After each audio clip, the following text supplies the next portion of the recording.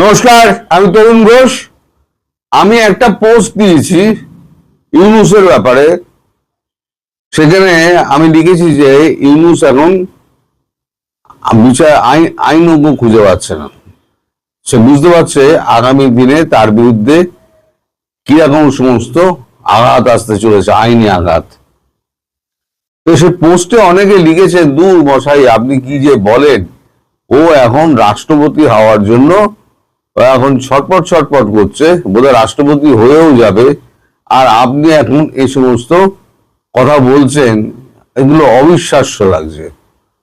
হ্যাঁ, ঠিক কথা তো আপনারা তো সত্য বলেছেন, আপনারা তো অসত্য কিছু বলেননি।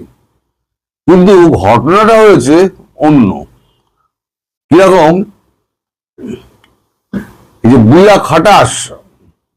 খাটাস কিন্তু ওর কিন্তু প্ল্যানিং এর কোনো শেষ নেই। ও মনে করছে মেটিকুলাস ডিজাইন প্ল্যান করে ও তো একটা ক্ষমতায় এসছে, আর একটা মেটিকুলাস প্ল্যান করে ও ক্ষমতায় টিকে যাবে। তা মোটামুটি মেটিকুলাস প্ল্যান তার খেটে গেছিল, কিন্তু মধ্যিখানে বাদসাধ্য হচ্ছে গিয়ে ভোটের রেজাল্ট। ভোটের যেদিনকে সকালবেলা, যেদিনকে রেজাল্ট বেরোবে, মানে ভোট হয়ে গেছে, সেদিনকে সকালবেলা পর্যন্ত ও প্রচন্ড খুশিতে উত্তেজিত ছিল। এবং উত্তেজিত হয়ে তিনি যখন বাইরে বেরিয়ে সাংবাদিকদের যখন প্রশ্ন করেছে, তখন উনি যে উত্তর দিয়ে তার ভিডিওটা আমার এখানে আছে।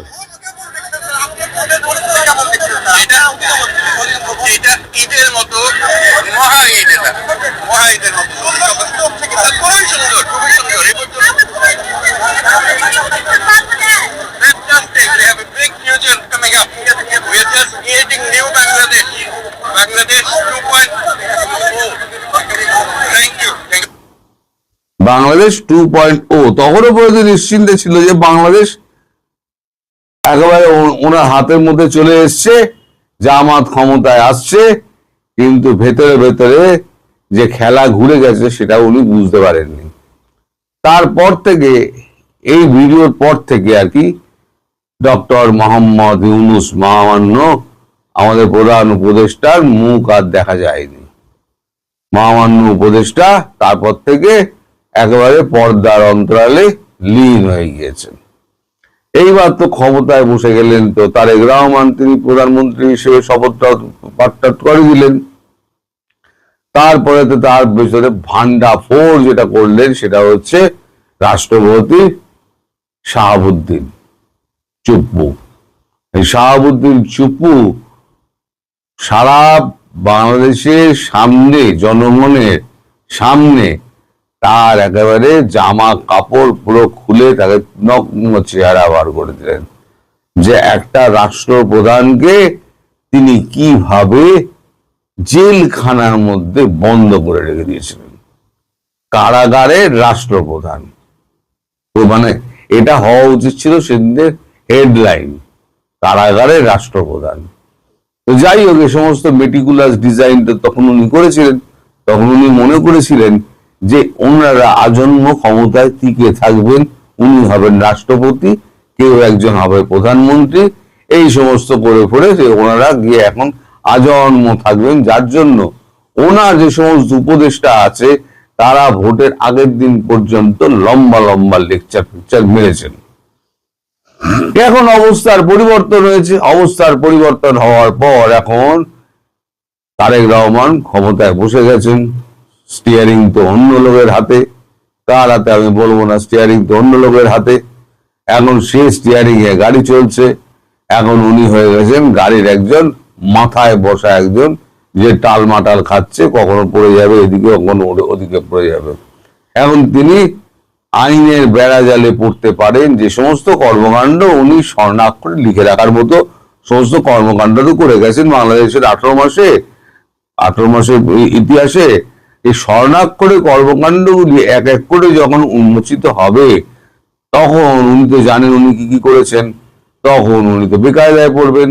এখন ওনার আইনজ্ঞের দরকার। তা আইনজ্ঞ উনি এখন খুঁজতে ব্যস্ত।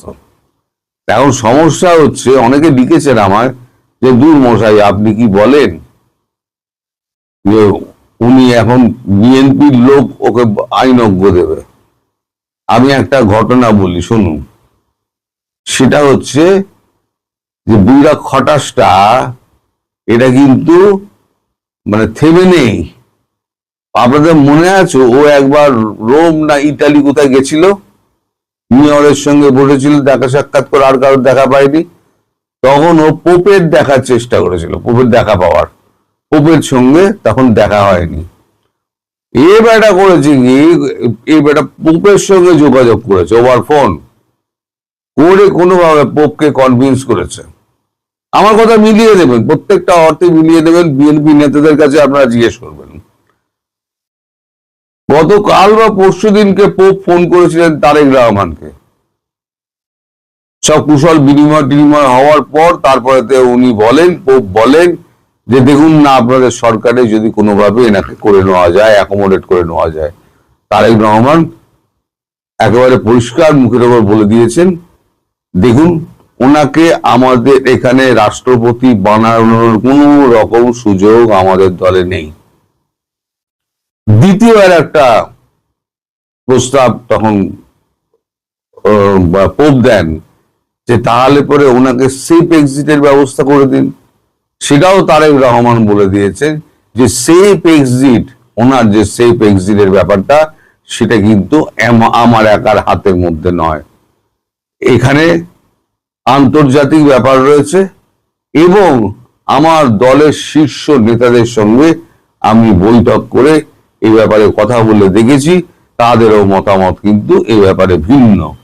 সুতরাং এই ব্যাপারেও আমি আপনার কোনো সন্তোষজনক উত্তর দিতে পারছি না। ফলে পোপের যে দুটো অনুরোধ পোপকে দিয়ে করানো হয়েছিল, এক ওকে রাষ্ট্রপতি বানানো, দুই হচ্ছে যদি না হয় নেহাত তারপরে সেফ এক্সিট হওয়া। রাষ্ট্রপতি হওয়া হচ্ছে না, সেফ এক্সিটও পাওয়া যাচ্ছে না। এটা আমি যেটা বলছি অত্যন্ত দায়িত্বের সঙ্গে বলছি। আপনারা যারা ভাবছেন না, খোয়াব দেখছেন যে উনি রাষ্ট্রপতি হবেন অথবা দুঃস্বপ্নে ভাবছেন, আপনারাও চান না কিন্তু দুঃস্বপ্নে ভাবছেন কিছু না হলেও অন্তত রাষ্ট্রপতি হয়ে যাবে, সেটা তার হচ্ছে না। আপনারা জনে জনে বিএনপি নেতার কাছ থেকে খবর নিয়ে এটি আমি ভুল বলছি না ঠিক বলছি কনফার্ম করে নেবেন। এবার আসি যে আইনজীবীদের কথা। আমাদের ভারতবর্ষের একটা ঘটনার কথা বলি। কসাব যখন ভারতবর্ষ 26/11 যখন হয়েছিল, তখন তার একজন জীবিত একজন জঙ্গি ধরা পড়েছিল, তার নাম হচ্ছে আজমল কসাব। আজমল কসাব আমাদের দেশে হচ্ছে বিচার করতেই হবে, তা বিচার করতে গেলে কি হবে, একজন আইনজ্ঞের দরকার। কিন্তু আজমল কসাব কি করেছিল, দেশের মানুষকে হত্যা করেছিল। দেশের কোন নামি বেনামি এবং বটতলার উকিলও তার হয়ে আইনে মানে তার হয়ে লড়াই করতে চায়নি।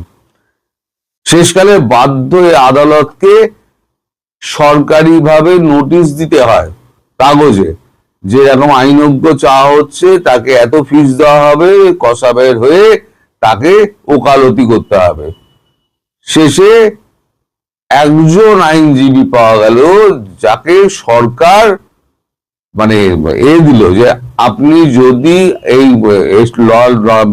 কেসটা লড়েন তাহলে আপনার সমস্ত জীবনের দায়িত্ব আমাদের, এবং আপনি কেস লড়ার পর আপনি যেখানে যেতে চান আমরা আপনাকে সেই দেশে পাঠিয়ে দেব, অর্থনৈতিক সমস্ত সুবিধা দিয়ে আমরা সেই দেশে পাঠিয়ে দেব। অর্থাৎ আমাদের এখানে নিয়মটাকে মানতেই হবে। ও ফাঁসিতে ঝুলবে এটা ঠিক, কিন্তু নিয়মটাকে মানতেই হবে। সে তুমি অপরাধ হতেও পারে, তার লড়তে তো হবে। 16 বছর ধরে সেই পিটিশন করতে করতে মাপি ভিক্ষা হ্যান ত্যান করতে করতে 16 বছর বাদে সে ফাঁসিতে ঝুললো। যেদিনকে ফাঁসিতে ঝুললো তার আগের দিন লোটাপত্র নিয়ে সেই আইনজীবী পুরো গায়েব, ভারতবর্ষ থেকে গায়েব। অর্থাৎ আমি এটা বলতে চাইছি যে দেশের মানুষকে খেপিয়ে দিয়ে কখনো কোনো আইনজীবী কোনো কেস নেন না। এখন ডক্টর ইউনূস যা করেছেন তাতে দেশের সাধারণ মানুষ এত ক্ষেপে আছে ডক্টর ইউনূসের উপরে যে কোনো আইনজীবী তার মামলা নিতেই চাইছেন না। আর আপনারা বিএনপির কথা বলছেন, বিএনপির নেতৃত্বকে তিনি এত জ্বালিয়েছেন, এত মুখ করেছেন, মানে দুর্মুখ লোক তো, এবং তার ব্যবহারও অত্যন্ত খারাপ ছিল। তিনি মনে করেছেন আমি তো সারা জীবন তো আমি তো এখান থেকে যাবো, তার তো বাবার ক্ষমতা নেই আমার এখান থেকে সরাবে। একবার আমি বসে পড়েছি মিটিকুলাস ডিজাইন করে, আমি আর একবার থেকে যাব, কারোর ক্ষমতা নেই। তো উনি একেবারে চাকর বাকরের মতো ব্যবহার করতেন।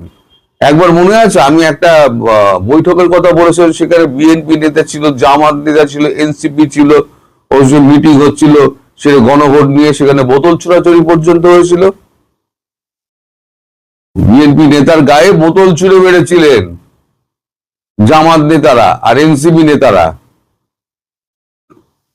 এখন যদি বিএনপির কোন আইনজীবী দাঁড়াতে চান, তাহলে বিএনপির যে অবস্থা আছে, বিএনপি কিন্তু কোনো মতেই তাতে মত দেবে না। আর তিনি তাহলে কাজ করতে পারেন, বিএনপি ছেড়ে আর ওই আপনাদের দেশ ছেড়ে দেশত্যাগী হয়ে যদি টাকার জন্য উনি করতে চান, তাহলে পরে উনি করতে পারেন। তবে বাংলাদেশের মানুষ তো আমার খুব একটা বিশ্বাস নেই। এ তো আর আমাদের ভারতবর্ষের মানুষ নয় যে এক কাট্টা দেশপ্রেমের ব্যাপারে এক কাট্টা। আপনাদের যেটা সেটা হচ্ছে টাকার প্রেম। টাকার কাছে আপনারা যখন তখন মা বোন বিক্রি করে দেন। মানে আমি বলছি সাধারণ মানুষ নয়, আমি বলছি এই সমস্ত যারা আন্দোলনজীবী টিভি আছে যারা, না, এরা হচ্ছে আন্দোলনজীবী। আন্দোলনজীবী যারা আছে, আর তার মধ্যে আইনজ্ঞ কিছু রয়েছে যারা একবারে টাকার কাছে নিজেদের মা বোন বিক্রি করে দেন, তাদের কথা আলাদা। তারা এখানে টাকা পয়সা নিল, নিয়ে ও ফাঁসিতে চুললো কি আজীবন কারাগারে গেল, ওর কিছু দেখার দরকার নেই। ও টাকাটি বগলে পুরলো, ও বেরিয়ে চলে এলো, ও বরাবরের মতো বাংলাদেশও ছেড়ে দিল। কিন্তু মানে আমাদের ভারতবর্ষ যখন দায়িত্ব নিয়ে তাকে অন্যদিকে পাঠিয়েছিল, তাকে কি করতে হবে, বাংলাদেশের যে আইনজ্ঞ যিনি লড়বেন, তাকে লুকিয়ে দেশ ছাড়তে হবে। তার আগে তো তাকে গালাগাল তো দিন রাত খেতেই হবে। সুতরাং এই অবস্থার মধ্যে আমার মনে হয় না বিএনপিরও কোনো আইনজীবী এগিয়ে আসবেন। আমি পুরো অবস্থাটাই আপনাকে ব্যাখ্যা করলাম।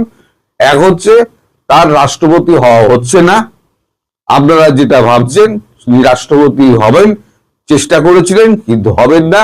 তিনি সেফ এক্সিটও পাবেন না, তাকে আইনের মুখোমুখি হতে হবে, বিচারের সম্মুখীন হতে হবে, তাকে কারাগারে যেতে হবে, এবং শেষ পরিণতি কি হবে তা তো আইনের উপর নির্ভর করছে।